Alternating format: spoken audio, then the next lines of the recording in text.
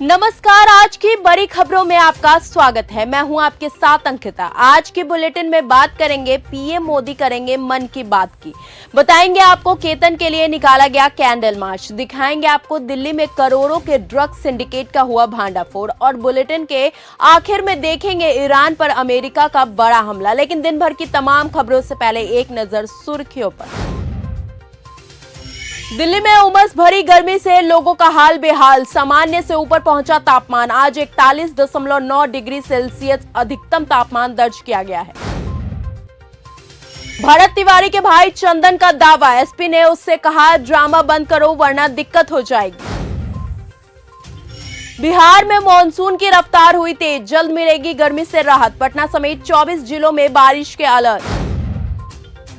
PM Modi करेंगे मन की बात, आज प्रसारित होगा 135वां एपिसोड। प्रधानमंत्री नरेंद्र मोदी आज मन की बात करेंगे। ये पीएम मोदी के मन की बात का 135वां एपिसोड होगा, जिसमें वो देश के लोगों के साथ अपने विचार साझा करते हैं।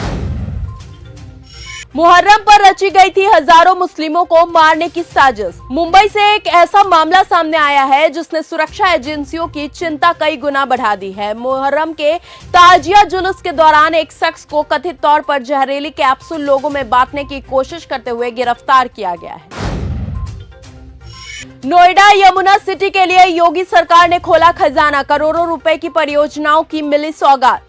सीएम योगी नोएडा और यमुना सिटी को करीब 17,800 करोड़ रुपए से अधिक की विकास परियोजनाओं की ऐतिहासिक सौगात देने जा रहे हैं। क्षेत्र में करीबन 10,000 नए रोजगार सृजित होने की उम्मीद है। गोरखपुर में सीएम योगी आदित्यनाथ बोले इलाज भी होगा, मकान भी मिलेगा, भूमाफियों की खैर नहीं। गोरखपुर में जनता दर्शन में सीएम योगी ने इलाज, मकान और जमीन कब्जे की शिकायतों पर तत्काल कार्रवाई का भरोसा दिया है। इस दौरान भूमाफियों को भी चेतावनी दी गई है। केतन के लिए उमड़ा जन सैलाब, कैंडल मार्च में गूंजी बड़ी मांगे, माँ बाप का रो रो कर हुआ बुरा हाल। इस दौरान बड़ी संख्या में लोग कैंडल मार्च में शामिल हुए हैं। परिवार ने कहा कि आज जो लोग उनके बेटे के लिए सड़कों पर उतरे हैं, उन्होंने केतन को अपना बेटा समझा और यही उनके लिए सबसे बड़ा सहारा है। परिवार ने राज्य सरकार से 2 अहम मांगे भी रखी हैं। मामले की सुनवाई फास्ट ट्रैक कोर्ट में हो और मजबूत सरकारी पक्ष रखा जाए ताकि दोषियों को जल्द से जल्द सजा मिल सके।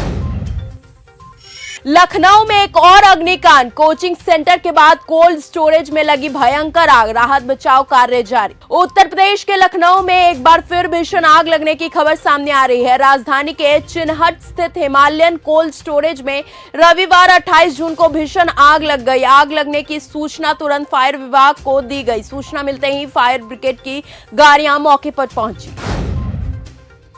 दिल्ली में करोड़ों के ड्रग्स सिंडिकेट का हुआ भांडाफोड़, 4 सगे भाई बहन हुए गिरफ्तार, लाखों का कैश जब्त।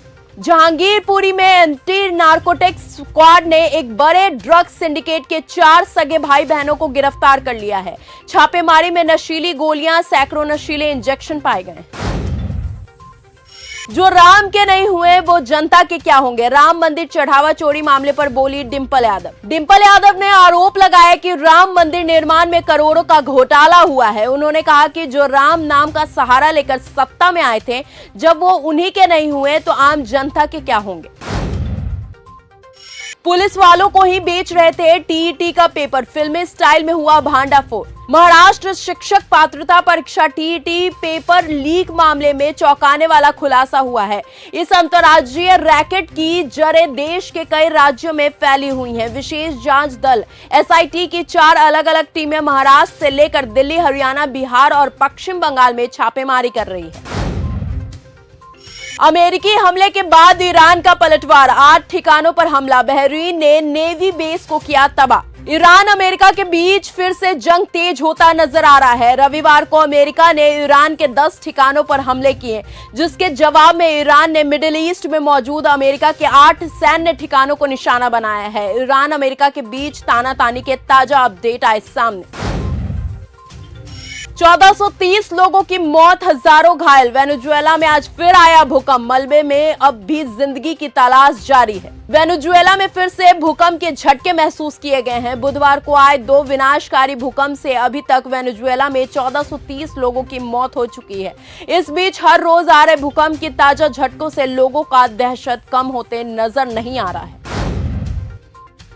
ईरान पर अमेरिका का बड़ा हमला, ट्रंप की धमकी, नहीं सुधरे तो नामो निशान मिटा देंगे। अमेरिका ने हॉर्मुज स्ट्रेट के पास ईरानी सैन्य ठिकानों पर 24 घंटे में दूसरा एयर स्ट्राइक किया है। अमेरिकी सेना का कहना है कि ईरान ने पनामा के तेल टैंकर पर ड्रोन हमला कर सीज फायर नियम तोड़े हैं, जिसके जवाब में ये हमले किए गए हैं। फिर दहल रहा है हॉर्मुज, ईरान ने बहरीन पर दागी मिसाइलें, ओमान के पास अमेरिका बनाने जा रहा है नया समुद्री मार्ग। ईरान का कहना है कि जहाजों को उसके आदेश मानने होंगे। वो चेतावनी दे रहा है कि वो इससे जल डमरू मध्य से गुजरने के लिए फीस वसूलना शुरू करेगा। वो अमेरिका और खाड़ी के अरब देशों ने ईरान की मांगों को ठुकरा दिया है। ईरान और ओमान के समुद्री इलाकों में होने वाले बावजूद दुनिया भर में इस जल डमरू मध्य स्ट्रेट को एक अंतर्राष्ट्रीय जल मार्ग माना जाता है। कराची में रेंजर्स कैंप के पास हुई आत्मघाती हमला, धमाकों और गोलीबारी से दहला इलाका। पाकिस्तान के कराची में शनिवार को एक बड़ा हमला हुआ है। स्थानीय मीडिया रिपोर्ट्स के मुताबिक कराची के गुलिस्तान ए जाहिर इलाके के ब्लॉक 9 और यूनिवर्सिटी रोड के पास अचानक कई धमाके की आवाज सुनाई दी गई है। मार्को रूबियो ने पीएम मोदी और इंडिया को लेकर की बड़ी बात, बोले संबंध इससे बेहतर नहीं हो सकते हैं। भारत और अमेरिका ने पिछले 2 दशकों में अपनी रणनीति साझेदारी को लेकर गहरा चिंता जताया। ऐसे में अमेरिका के विदेश मंत्री मार्को रूबियो ने भारत और पीएम मोदी को लेकर बड़ी बात की है। उन्होंने दोनों देशों के साझा हित में भी बात की है। तो फिलहाल आज के इस बुलेटिन में सिर्फ इतना ही। देश और दुनिया की तमाम खबरों के साथ ऐसे ही जुड़े रहने के लिए बने रहिए हमारे साथ और देखते रहिए न्यूज़ गंगा।